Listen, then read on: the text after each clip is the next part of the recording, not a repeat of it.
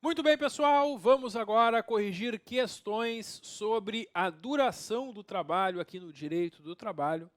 E já começamos com aquela novidade que está no parágrafo 2º do artigo 4º da CLT, que tem algumas situações que, se o empregado fica na empresa por escolha própria, ele não vai ter esse tempo considerado como serviço, não vai ter isso como hora extra. E as 3 situações colocadas aqui estão previstas no artigo 4º, parágrafo 2º, né? A troca de roupa ou uniforme, quando não há obrigatoriedade de trocar o uniforme na empresa. Atividades de relacionamento social ou de alimentação, que o empregado fica fora do horário de trabalho na empresa realizando, não são consideradas hora extra. Então, tudo certo, letra E, o gabarito, com base no artigo 4º, parágrafo 2º, que diz justamente, né, se o empregado opta em ficar na empresa além do horário por motivo de insegurança nas vias públicas, má condição climática ou para exercer alguma dessas atividades, esse tempo não é considerado tempo à disposição, não vai ser pago hora extra por isso. Segunda questão, sobre esse mesmo assunto, nos termos da CLT, deve ser computado na jornada de trabalho o tempo destinado à troca de uniforme, quando houver a obrigatoriedade de realizar a troca na empresa. Sim, porque o artigo 4º, parágrafo 2º, diz que não vai ser computado a troca de roupa uniforme quando não há essa obrigatoriedade. Então, a contrário senso, quando há, tem que ter o pagamento. Sim. Então, se eu fico além do horário normal para trocar aquele uniforme que eu sou obrigado a trocar na empresa, nesse caso, isso vai ser considerado hora extra. A letra A vai ser o gabarito na segunda questão. A terceira questão fala sobre aquela tolerância que está prevista no artigo 58, parágrafo 1º, para registrar o ponto. E aquelas pequenas variações de até 5 minutos, respeitado o limite máximo de 10 minutos diários, não vão computar como hora extra nem como horas a menos. E isso está previsto no artigo 58, parágrafo 1º, por isso a letra A é o nosso gabarito aqui nesta terceira questão. Questão 4, nos termos da CLT, o tempo despendido pelo empregado desde a sua residência até a efetiva ocupação do posto de trabalho não será computado na jornada em trabalho por não ser tempo à disposição do empregador.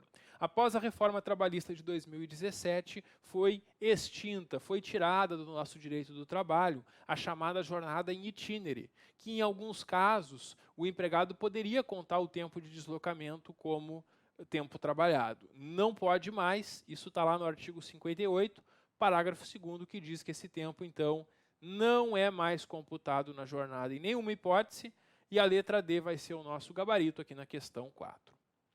Questão 5. Estabelecida jornada superior a 6 horas diárias e limitada a 8 horas, por meio de regular negociação coletiva, os empregados submetidos a turnos ininterruptos não têm direito ao pagamento das 7ª e 8ª horas como extra. Essa questão é feita em cima da súmula 423 do TST, que diz que se foi por negociação coletiva a ampliação do turno ininterrupto de 6 para 8 horas, isso está de acordo com a Constituição, e aí as 7ª e 8ª horas não vão ser pagas como hora extra, não. Letra B, o gabarito, então, com base na súmula. Questão 6.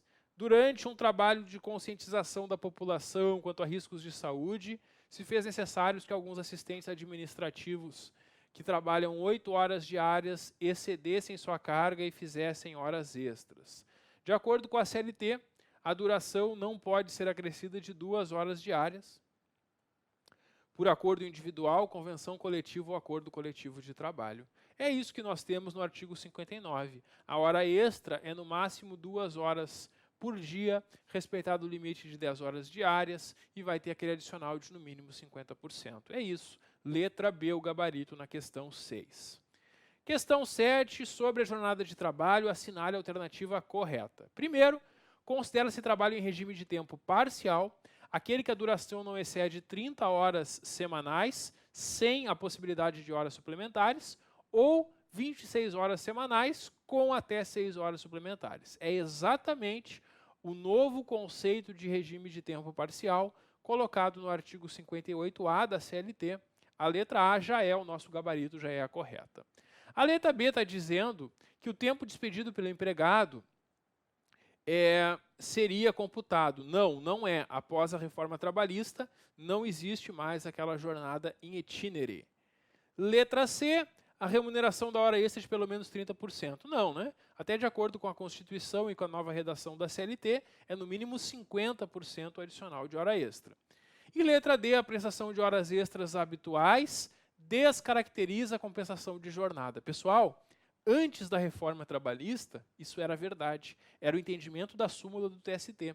Mas com a reforma trabalhista em 2017, passa-se a se entender, no artigo 59, parágrafo único, que a prestação de horas extras habituais não descaracteriza esse acordo de compensação de jornada. Então, hoje, a letra D está errada, a letra A é a única correta. Vejam que é uma questão bem atualizada, né, após a reforma, portanto, a letra A é o gabarito.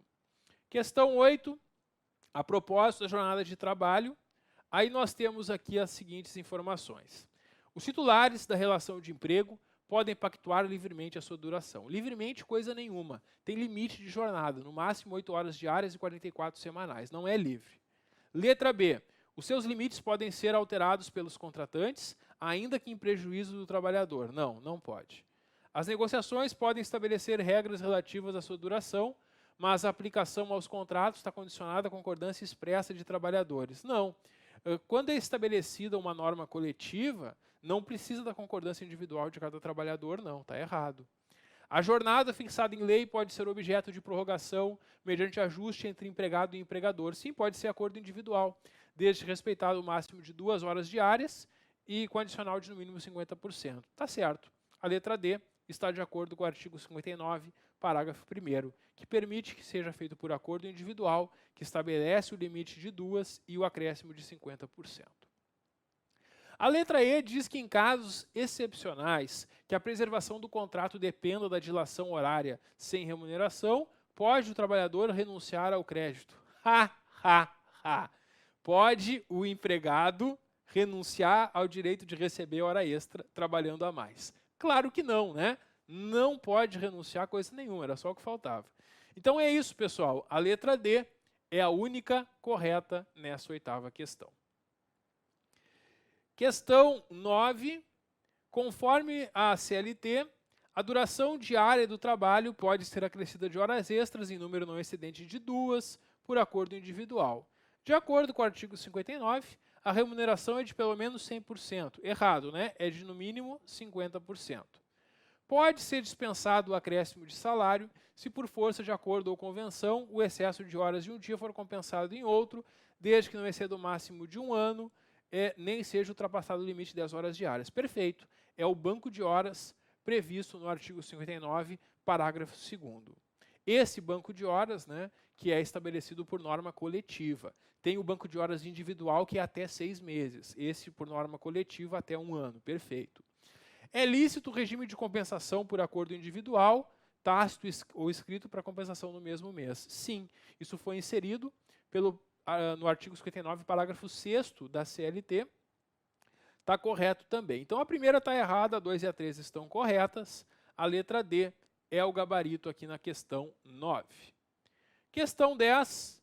Devido à necessidade de realização de um trabalho de conscientização da população, é necessário que alguns assistentes excedam, então, a carga horária normal.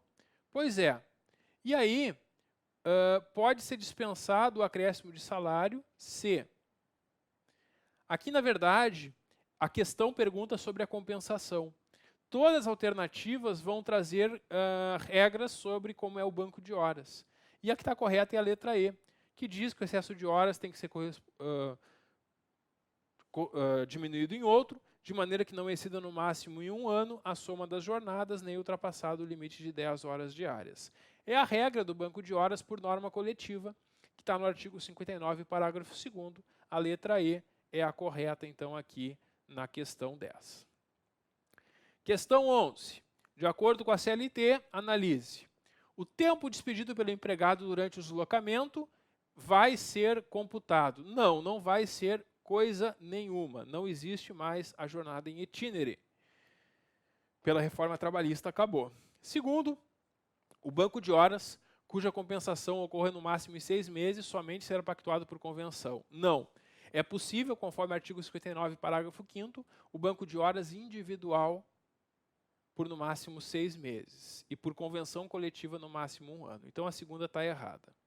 Havendo rescisão do contrato sem que tenha havido a compensação integral, o trabalhador tem direito ao pagamento das horas extras. Perfeito. Se eu fiz banco de horas, não tirei em folga, rescindi o contrato, eu recebo como hora extra, conforme o artigo 59, parágrafo 3º. E 4, nas atividades insalubres, quaisquer prorrogações só poderão ser acordadas mediante licença prévia das autoridades competentes em matéria de higiene do trabalho, as quais, para esse efeito, procederão aos exames necessários e verificação dos métodos. Está certo também?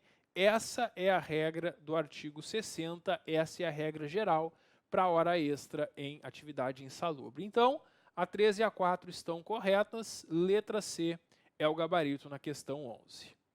Questão 12, a jornada de trabalho de 12 por 36, ela pode ser prevista por escrito nos contratos de trabalho. É o que foi colocado aqui no artigo 59A da CLT, pela reforma trabalhista, estabelecendo então que por acordo individual, convenção coletiva ou acordo coletivo, pode ser estabelecida uma jornada de 12 por 36. Trabalha 12 horas, folga 36. Trabalha 12, folga 36. Isso mesmo, letra C, o gabarito na questão 12. Questão 13, de acordo com o que estabelece a CLT, ocorrendo necessidade imperiosa, pode a duração do trabalho exceder o limite legal ou convencionado, seja para fazer face a motivo de força maior ou para serviços inadiáveis. E também diz a CLT que o excesso pode ser exigido independentemente de convenção. Sim, essa hora extra por força maior ou serviço inadiável pode ser exigido mesmo sem ter previsão em norma coletiva. Está correto conforme o artigo 61, parágrafo 1º.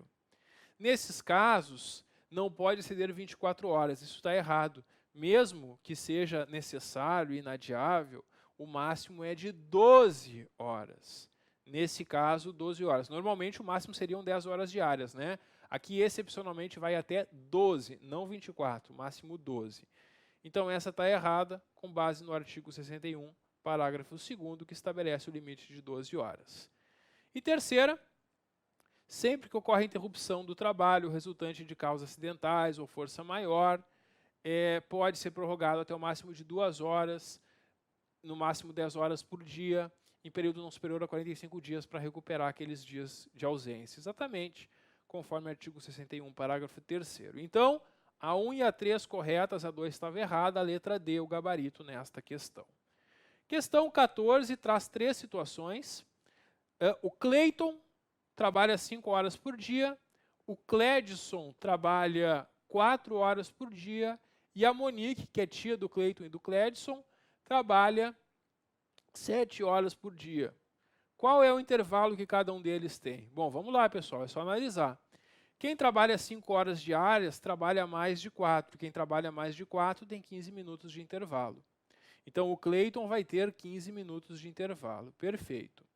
O Cledson trabalha 4 horas. Quem trabalha até 4 horas não precisa ter intervalo. Então, ele não tem intervalo. E a Monique trabalha mais de 6. E quem trabalha mais de 6 tem 1 a 2 horas. Então, ela tem direito a pelo menos 1 hora de intervalo. Por isso, a letra E é o gabarito na questão 14, com base nos períodos de intervalo intra-jornada que estão no artigo 71 da CLT. E a gente sabe que quem trabalha mais de 6 horas tem 1 a 2 horas de intervalo. Quem trabalha mais de 4 até 6 horas, 15 minutos. E quem trabalha até 4 horas não tem direito a intervalo previsto na lei. Questão 15. Para responder a questão, considere a CLT. Além disso, considere o caso abaixo.